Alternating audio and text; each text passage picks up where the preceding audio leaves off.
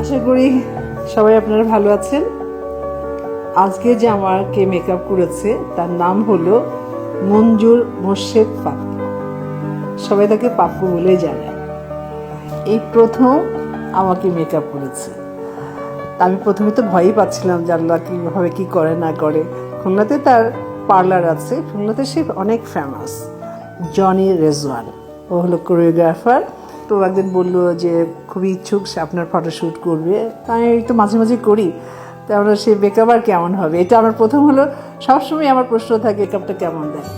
তো জনি রেজওয়ান বললো না খুবই ভালো করে। আসলেই কিন্তু খুবই ভালো করে। আপনারা নিশ্চয়ই দেখতে পাচ্ছেন যে আজকে যে মেকআপ করেছে সত্যি আমার খুব ভালো লেগেছে।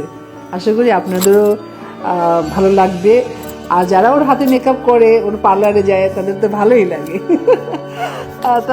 আর আমাকে যা মেকআপ করেছে নিশ্চয়ই আপনাদেরও ভালো লাগছে।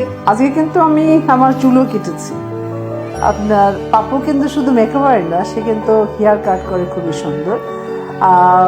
এটা কিন্তু আগে একটা লুক গেছে আমার হেয়ার কাটিংয়ের, বা ওই ধরনের হেয়ারটা কাট করেই কিন্তু খুব সুন্দরভাবে সেট করেছে সে। এরপরে আপনারা সেই শ্যুটটা দেখতে পাবেন আর কি।